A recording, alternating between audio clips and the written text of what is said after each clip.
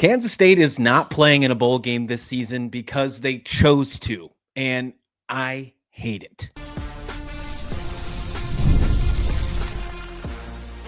You are Locked On Kansas State, your daily podcast on the Kansas State Wildcats, part of the Locked On Podcast Network, your team every day. Yes, welcome on into Locked On Kansas State, your daily Kansas State Wildcats podcast. I'm your host, Christian Rauh, and thank you so much for making Locked On Kansas State your first listen every single day. Now part of the number one sports podcast network, the Locked On Podcast Network, your team every day. Today's episode is brought to you by Game Time. Download the Game Time app, create an account, and use code LOCKEDONCollege for $20 off your first purchase. I cannot stand that Kansas State is not going to play in a bowl game after earning a spot to get there after the dreadful season they had and still finding a way to go 6-6. It bugs me. We're going to talk about that on today's show. Then we're going to dig into, can the Big 12 possibly add some more teams in the upcoming years, maybe even sooner than we thought because of some recent drama happening, and why that probably won't happen, but we still need to have that conversation. And then, of course, what we've learned from the college football playoff selection. We're going to do all that in here. A lot of Big 12 talk, a lot of Big 12 chatter, and of course, Kansas State not going to the bowl game. It definitely hurts for sure. That's where we're going to start right there. If you haven't already, hit that subscribe button. We're bringing you Wildcat coverage, Big 12 and college football coverage like no one else every single day. Really appreciate you stopping by right here on Locked On Kansas State. It happened just a few days ago. On Sunday, the official announcement came out from Gene Taylor, and he announced that Kansas State will not accept the bowl bid for the 2025 season. We knew this was coming. We heard it coming down the pipeline. He talked about it at the Chris Kleiman retirement. However, it became official on Sunday. After finishing 6-6, they qualified for their fifth straight bowl game. And according to K-State Sports, right, the official release, it was their fifth straight bowl game and 14th in the last 16 seasons. But you're not going to go. And the statement came out by Gene Taylor, said, quote, following our recent coaching change and conversations with our player leadership and Commissioner Yormark, I determined that we will not accept a bowl invitation this afternoon. This decision was not taken lightly, but with our coaching staff transition and several uncertainties regarding player availability, I felt it was not in our best interest to try to field a team that was not representative of Kansas State University. We applaud the group for fighting back from a 2-4 record to lead us to bowl eligibility yet again, and we are happy that our seniors were able to go out on top of a victory inside Bill Snyder Family Stadium. If those seniors thought that their last game was going to be against Colorado, I just don't feel like that was the case. And although it was senior day, that's always fun. Do you think they really thought after winning that game that they were done? That some of them potentially might have been walking off the field for the last time with a helmet on your head? I don't know how that feels at the college level, but I know how that feels at the high school level. When you know that you're not going to be wearing a football helmet ever again. I didn't play college football, but I played high school football. And I can tell you that stings. Now, add 4 more years, or potentially 5, or potentially 7 more years onto that when you're talking like a guy like Taylor Potier, and then all of a sudden, it's taken from you. That's why I hate it. I can't stand it. It bugs me. The fact that this came out on Sunday and we're talking about it now, it's because it's irked me for a couple days, and I wanted to really share that frustration with you. Now, for the record, I understand why they're doing it. I get it. With the recent coaching changes, conversations with the player leadership, all that stuff. You talked to Brent Yormark. I get it. This decision did come with repercussions. Kansas State was fined $500,000 for not accepting a bowl bid. And that's an issue. Obviously, when you're looking to build back your athletic department, you're looking to get your donor support, you're looking for everything under this brand new coaching staff, which sounds like it's in the right direction, with Colin Klein being your new head coach. What we've heard from Gene Taylor at the pressers so far. Now, this obviously can be a lot of hype. We'll see what happens in the future of this program. But apparently the donor support is, quote, unbelievable. But losing $500,000, that's not pocket change for Kansas State. For the record, Iowa State did the same thing. They bowed out. There were 3 teams that were officially bowl eligible bowing out of a bowl game. 2 of them come from the Big 12. 2 of them are Farmageddon teams. They started the season off Week 0 in Dublin, Kansas State and Iowa State, they will not participate in a bowl game. For both reasons, coaching changes. Now, Iowa State had a lot of injuries as well, too. They probably can make that excuse even more. Now, we did hear Chris Kleiman talk about the amount of injuries that Kansas State had to deal with all season long. Every team's dealing with that. Coaching change happened. There's coaching changes still happening everywhere else. The head coach that left to go to Iowa State, Jimmy Rogers, he got his Washington State team bowl eligible after being there one season. Washington State's going to a bowl game. Actually, Washington State, this has happened 2 years in a row for that program. Jake Dickert was their head coach 2 years ago. He went for a season and then became the head coach at Wake Forest. They still participated last year in the bowl game without a head coach. I just feel like it's a bad look for Kansas State.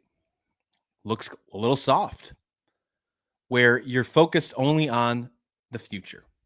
And that's not a bad thing, but you're also putting out this thought process saying, hey, when things get tough and we're only having a mediocre season, we're just going to kind of hang it up and just try again next year.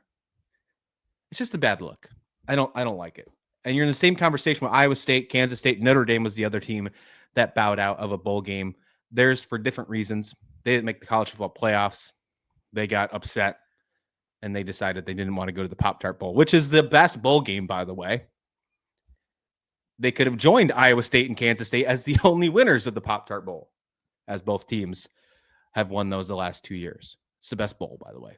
And there's like 6 new Pop-Tart flavors this year or something. And BYU better continue the streak to keep the Big 12 as the only Pop-Tart bowl winners. BYU is playing Georgia Tech now in that bowl game. But there are reasons why I think it's a good decision. Don't get me wrong. I think there are several reasons why teams don't take these bowl invites. Now, and also for the record, you're going to hear that there was multiple teams, more than 3, that declined the bowl invite, like Auburn, Baylor, Rice, Florida State. None of those teams were bowl eligible, right? They didn't get the 6th win. They were asked if they would like to take the spot of those 3 teams, and then they turned it down. I don't think you can put them in the same category as Kansas State, Iowa State, and Notre Dame for giving them disrespect. Because this is a week or even a week plus for these schools, knowing that their season is over. They've already made decisions with certain players, maybe certain staffs. They've stopped practicing because they were 5-7 or worse. Most of these teams were off, I think, all 5-7 actually. And of course, they're going to decline it in this new world of the portal era, NIL. They're focusing on the next step. So I don't blame the 5-7 teams that said no, but Kansas State, Iowa State, Notre Dame, I think you're taking away what is so important to the game. But as you look on the other side of it, Colin Klein coming in, he's going to have a brand new coaching staff. He's going to be coaching in the college football playoffs, so he wouldn't be around to coach that bowl game. You don't have coordinators at the moment. At least you don't have any certainty what's going to happen. Colin Klein's starting to build his staff. We'll talk about that on tomorrow's episode, what we're hearing so far, and update you with the transfer portal. But that's one thing with the portal. There's only one portal this year. It's opening soon. Those looking to leave, they don't want to get hurt in a meaningless game. And of course, you don't want to say, well, if they're leaving, then it doesn't matter for Kansas State. You still want to build those relationships. And you also have to think about it in a grand scheme of things. People talk. It's a small business. If you're focusing on one aspect or one player leaving a program, they're going to find out why they left that program. If someone's considering Kansas State, if they're smart, they're probably going to reach out to people who are there and people who have left to ask, why did they leave? Did they live up to the expectations? Did they live up to their promises? So you want to make sure you leave everybody with a good feeling, even if they decide to leave or not. I think Kenny Dillingham, the head coach of Arizona State, said it very good the other day. He was talking about the opportunity. Now they're playing in a bowl game. And he was talking about the potential of players leaving in the portal. And he's got plenty of players that are heading out in the portal, Sam Levitt being one of them. We're going to talk about that a little bit more later on in the week, because I think that's very important for players like Avery Johnson, how that impacts a quarterback like him. But Arizona State's quarterback, Sam Levitt, is leaving in the transfer portal. And he wasn't directly talking about Sam because he's out for the season with injury. But what Kenny Dillingham said is if any player who intends to enter the portal wants to still stay with this team and build up for bowl prep and play in the game, they absolutely can. And he said, because this is the 2025 Arizona State team, not 2026. We're in this weird transition period right now, but the bowl game is for the 2025 team. And you might think that's not a crazy statement or that's not something that carries a lot of weight, but it absolutely does. It holds so much volume for not maybe the players who are about to leave in the portal, but for players who are in the portal or about to enter the portal and considering a team like Arizona State. And you can do the same scenario, but just put Kansas State in for the fill the blank. And if they hear the head coach saying this, say they're going to care about you whether you decide to leave or not. You're a part of the team until you are officially no longer a part of the team. Why would you not want to go there? That's one step. That's one check in the box saying this is not going to be a toxic environment. And that's important in this day and age when you're looking for players all across the country that you haven't fully recruited, that you usually only have a few days to scout tape, decide if you want them or not, and say, oh, by the way, come on over, sign up for classes, get over here, practice starts in a few weeks. So being able to find those culture fits, those kind of conversations that like Kenny Dillingham's having is huge. It's absolutely huge. And them deciding to opt out of a bowl game, if players decide to leave and they didn't want to be participating in this bowl game, well, then you're having a better relationship with those players leaving because they don't possibly get hurt in what could be seen as a meaningless game. And that's what the bowl games are starting to feel like. And I hate that because I like the fact of having the rivalries aspect. I love Farmageddon. I hate that it was in week 0. Love Farmageddon. Love the Iron Bowl. Love the Holy War Army-Navy game coming up this week. I love it. Can't wait. I make chili for it. It's like a special day in my household, Army-Navy game. But when it comes to bowl season, which you usually used to have the same type of pomp and circumstance and excitement behind, now it's just been a money grab. And half these teams and players don't even care if they're there or not. It's college football playoffs or bust. Not saying that's terribly a bad thing, but I think they're going to have to make some changes very soon with this bowl season. And we're starting to see teams, Kansas State being one of them in this year, deciding that it's just not worth their time. And they're going to turn their heads and focus on 2026. Let me know what you think. Do you think that it's a good decision that they dropped out of the bowl game? Looking forward to 2026 and beyond, just putting that 6-6 season behind you, the worst season you've had in a very long time. If you take away 2020, it's even longer. Or are you pissed off? Are you mad that you don't get a chance to go travel somewhere and watch Kansas State play in a bowl game? Something that I know many people look forward to every year because Kansas State is usually in one. As we mentioned, 14 of the last 16 seasons, Kansas State has qualified for a bowl game. And it was no different this year. Just this year instead, they just decided not to go. So let me know in the comments below if you're watching on YouTube. If you're listening in audio, you can always hit me up on Twitter, X at Christian Rauh or Locked On K-State. Let me know your thoughts on this because to me, it upsets me if you can't tell.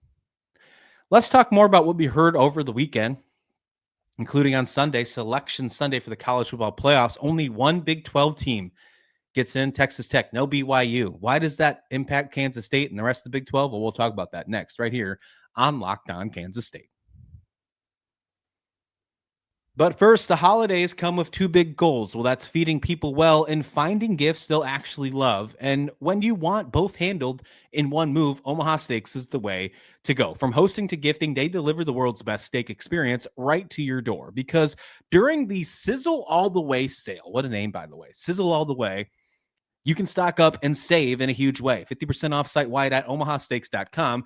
And it gets even better. Locked On College listeners get an extra $35 off with code COLLEGE at checkout. So, I'm talking about some really nice steaks here. They show up frozen, packed beautifully, ready to cook. I've seen some bacon wrap fillets in the past. Those are some good ones on the site. You really check those out. Holiday magic made easy. If you order by 6 p.m. Eastern, it ships on the same day. So make sure you keep that in mind when you're checking that out. So save big on gourmet gifts and more holiday favorites with Omaha Steaks. Visit omahasteaks.com for 50% off site-wide during their Sizzle All the Way sale. And for an extra $35 off, use promo code COLLEGE at checkout. Terms apply. See site for detail. That's omahasteaks.com, code COLLEGE. Selection Sunday happened, of course, on Sunday, and the college football playoffs were announced, and the 12 teams announced only involved one Big 12 team. And for the second year in a row, only one Big 12 team. And for the second year in a row, it felt like BYU got screwed. It really did. And you can make the argument saying, well, they shouldn't have been belonged to be there in the first place because they lost to Texas Tech twice now, and it just shouldn't have been there. You know, they deserve to be out there. I disagree. And the reason I disagree here, and I know we're going to get to obviously what this means for Kansas State in the future. Don't, hold with me for a minute here. If you look at any other team that is inside the college football playoffs or outside the college football playoffs that have losses, of course, no other team, only losses come from a top 5 team. BYU has lost to number 4, Texas Tech, twice. But they don't have losses to a Florida State like Alabama does. They don't have a loss to like an SMU like a Miami does. BYU's resume was just not seen in the same light, and you can call that bias for the SEC or the Big Ten or whatever the case may be. And I think you'd be right. And I think that's an issue for Kansas State and the rest of the Big 12 for the future. With the way this college football playoff is set right now, and I have a feeling we're going to be talking about this a lot this offseason because another big name team like Notre Dame was left out of the conversation. And I have a feeling they have a little bit more weight when it comes to the new realignment and potential expansion. I think more inevitably expansion when it comes to the college football playoffs, maybe moving to 14 or 16 teams.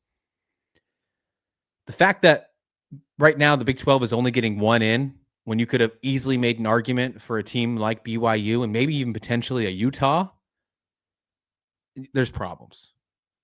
And as much as I love G5 or G6, whatever you want to call them, conferences, wherever you want to put the Pac-12 right now, or right now, I guess you could really say the Pac-12 is not a conference till next year.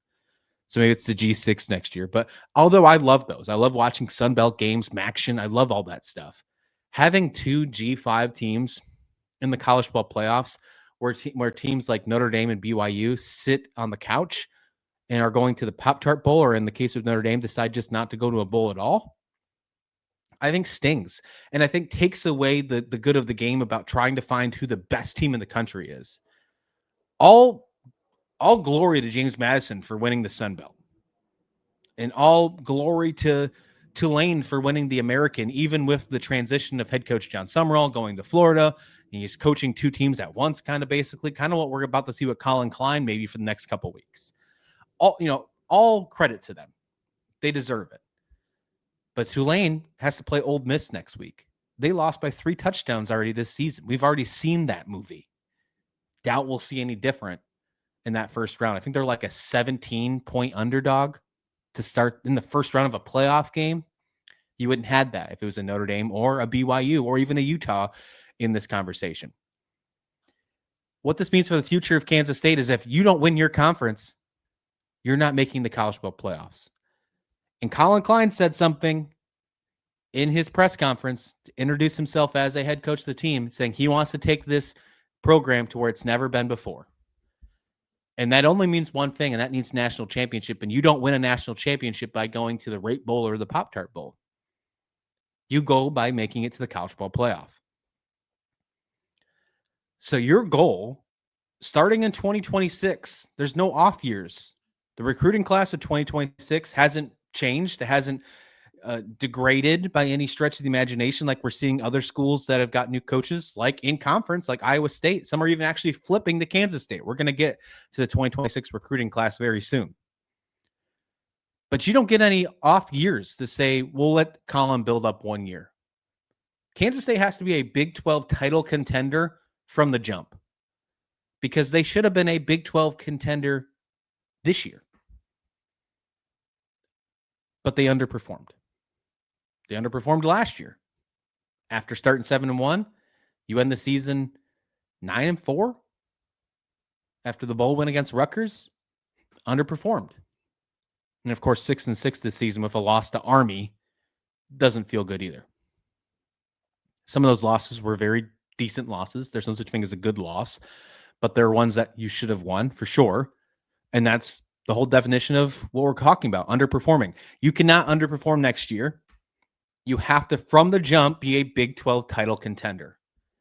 And the schedule next year lines you up perfectly to find yourself in Arlington. All of your games for non-conference either belong to an FCS school, which starts against Nichols. Colin Klein gets his first game against Nichols to start off his coaching the same exact way Chris Kleiman did. And then you play Tulane, as we mentioned. They'll be in the college football playoffs, but they're going to have a brand new head coach. And then Washington State, who was also 6-6. They're bowl eligible. They're playing in a bowl game against Utah State, but they'll have a new head coach because Jimmy Rogers is the head coach of Iowa State now.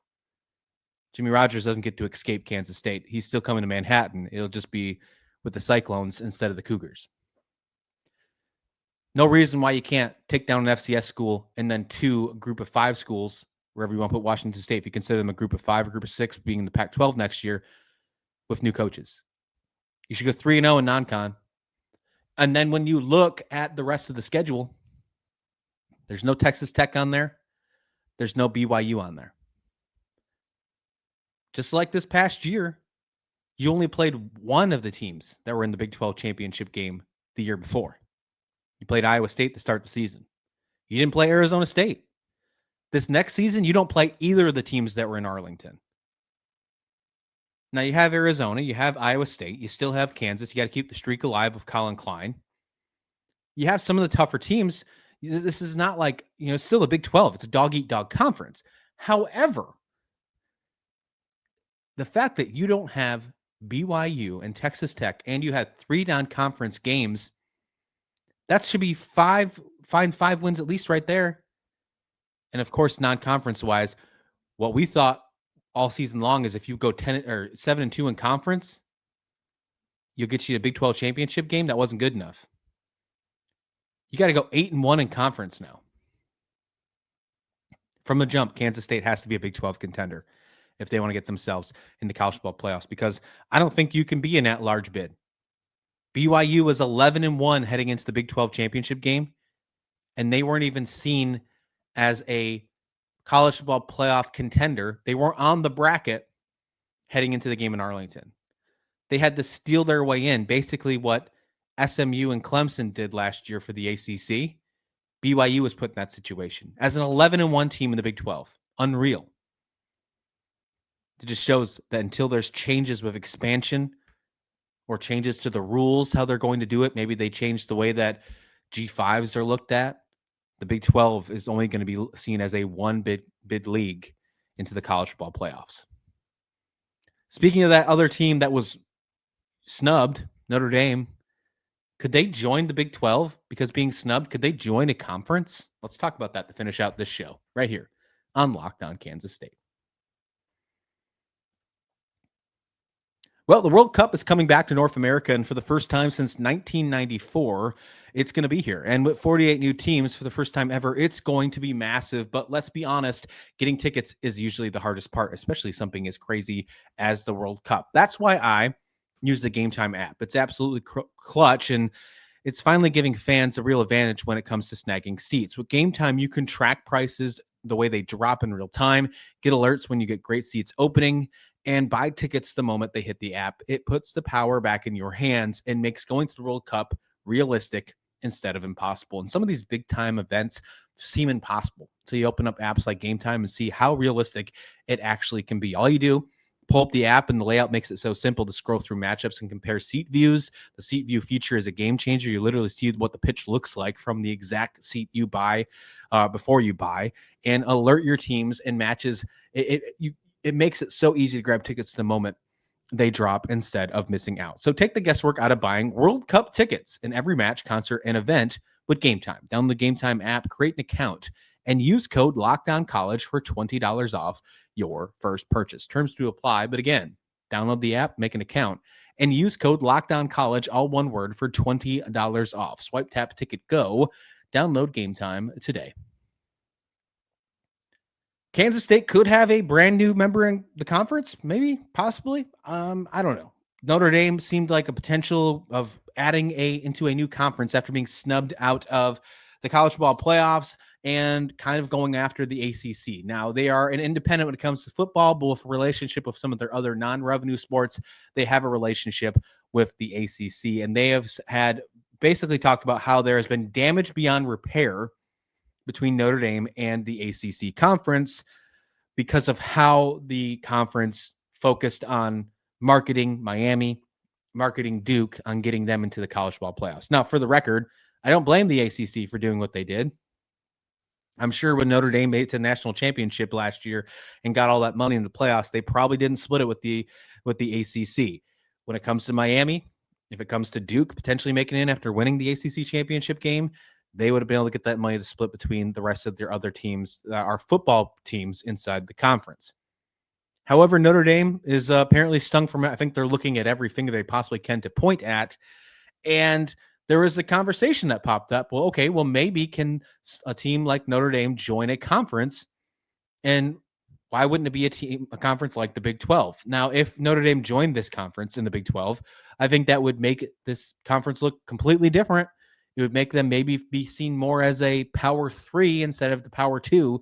And I think it would be the beginning of maybe the demise of the ACC.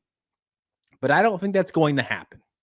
I really do not. And the reason I don't think it's going to happen is just a few hours ago before recording this on Tuesday night, Big 12 Commissioner Brent Yormark was very critical of Notre Dame's athletic director, Pete Beckiewicz's comments. And he said, I don't like it. Quote, his behavior has been egregious. It's egregious going after Jim Phillips being the commissioner of the ACC. Now, maybe that's just Yormark backing up another fellow commissioner instead of being against one program. Either way, it doesn't sound like Notre Dame going to have a great relationship with the Big 12 either. I don't know what I feel about this with Brett Yormark. It feels like he put himself into the conversation for no reason.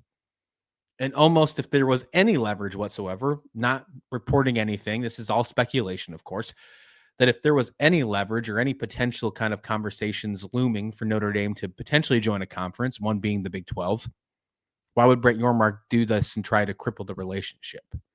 So maybe that's the fact. Maybe they had no intention of doing that, and that's why he stepped up and basically utilized this as a comment to say, hey, don't even try calling.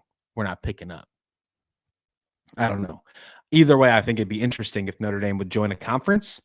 I think in this new world of college athletics, this new world of the college football playoffs, and the way they're most likely going to have to make these rules change, I think you're going to have to be in a conference if you're going to want to find yourself in there. And after being snubbed this year, I think this offseason we're going to start hearing a lot more from them being it. So will they be in the Big 12? Highly doubt it, but it's worth monitoring. Even with the comments that Brett Yormark said on Tuesday night, that could easily just be a whole different type of trying to persuade him in a different direction or being used as a smokescreen. So never know. Never know what Brett Yormark's doing. Brett Yormark also said that he believes the College Football Playoff Committee got it right when it comes to leaving out BYU. So Brett Yormark was on one on Tuesday night.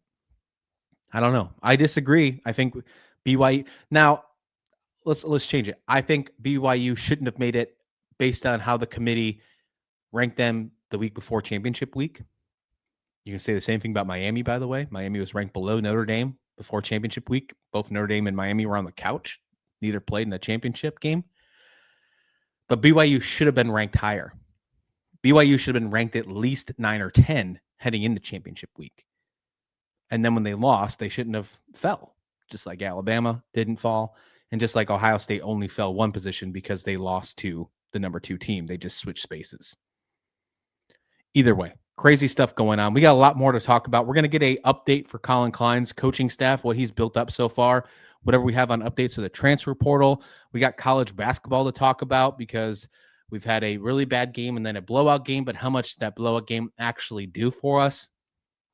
And a whole bunch more. We're digging into the recruiting class. We're going to start talking transfer portal, going by position, digging into the depth chart, what this team actually needs and what to look forward to. We're going to have you all covered here on Locked On Kansas State. So be sure to hit that subscribe button, even hit that bell for notifications we're going to have you covered here every single day. Thank you for making Locked On Kansas State your first listen of the day, and thank you for making Locked On the #1 sports podcast network. You already live your team every day. Now go ahead, take it up a level and go ad-free. Join the Everydayer Club today and get Locked On Kansas State with no interruptions, member-only Discord access, and more, all for just $5 a month or $50 a year. You can check it out, the link in the show notes to learn more. Really appreciate everybody listening in and making Locked On Kansas State your first listen of the day. Please like the video. Please subscribe. We'll see you back here next time right here on Locked On Kansas State.